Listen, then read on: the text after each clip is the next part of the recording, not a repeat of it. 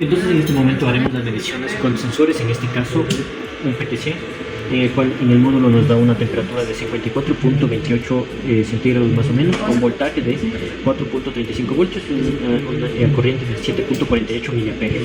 En la lectura con el multímetro y el módulo tenemos que nos da 4.37 voltios y en el módulo tenemos 4.33, lo que nos quiere decir que es un error muy bajo. En este caso vamos a ver ahora la medición de temperatura en agua tibia, en el cual nos está dando una temperatura de 33.49 grados centígrados, un voltaje de 2.69 voltios y una corriente de 10.84 miliamperios. La comparación del voltaje del módulo con un multímetro es aquí en el multímetro tenemos 2.71 voltios y el módulo 2.68, un error bastante bajo. Ahora veremos la temperatura baja, en el cual en el módulo tenemos una temperatura de 20.42 grados centígrados de alrededor, un voltaje de 1.64 voltios, una corriente de 6.59 miliamperios. La comparación del voltaje entre el módulo y el multímetro, en el multímetro tenemos 1.66 voltios y el voltaje tenemos 1.64. Ya, ahorita vamos a medir lo que es el sensor NTC, vamos a medir lo que es resistencia y temperatura. Bueno, en lo que es el LCD tenemos una temperatura de 43.65 grados centígrados y tenemos una resistencia de 3400 ohmios. Con nuestro multímetro vamos a ver que tenemos una resistencia de 3695 ohmios, es una diferencia más o menos de 500 ohmios. Vamos a medir lo que es la batería.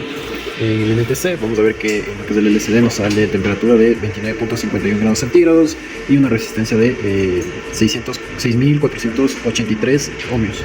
Vemos acá la resistencia es de 663 ohmios.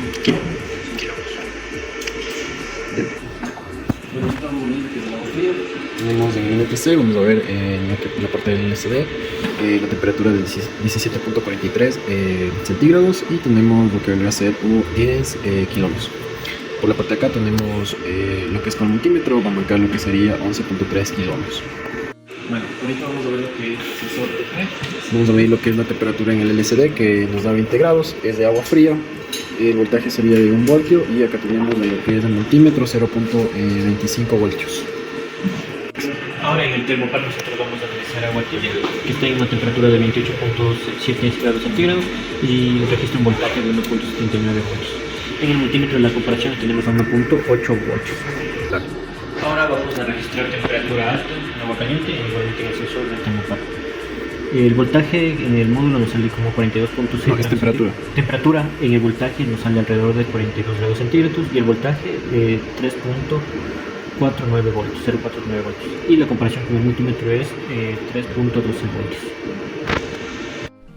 En el uso de los módulos eléctricos que se concluye, se pudo verificar que en los diferentes sensores hay diferentes variables, las cuales nos da como salida y las cuales se tienen que procesar para poder tener en este caso nosotros la temperatura. En uno estuvo como variable la resistencia, la corriente o voltaje, y tener en consideración que todas estas variables, en el caso de utilizarlas en una situación de larga distancia, todas tenemos que transformarlas a corriente.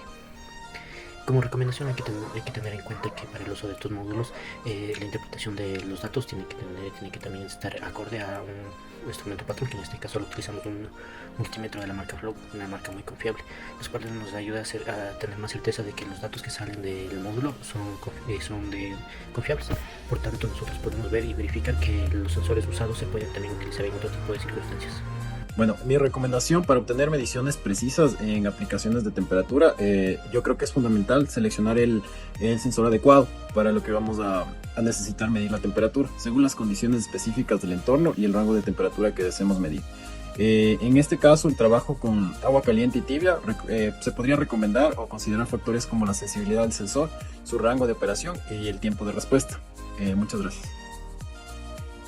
Mi conclusión con respecto a la práctica es que durante la práctica se comprobó la eficiencia y las deficiencias en la medición de temperatura usando el PT100, el sensor NTC y el termopar. Cada uno de ellos nos dimos cuenta que tiene diferentes ventajas específicas. Por ejemplo, el PT100 destaca por su alta precisión en rangos amplios de temperatura, el NTC por su sensibilidad en rangos pequeños y el termopar por su capacidad de operar en condiciones externas. Esto demuestra que la elección del sensor depende en gran a la medida del contexto del uso y las necesidades específicas del sistema de medición.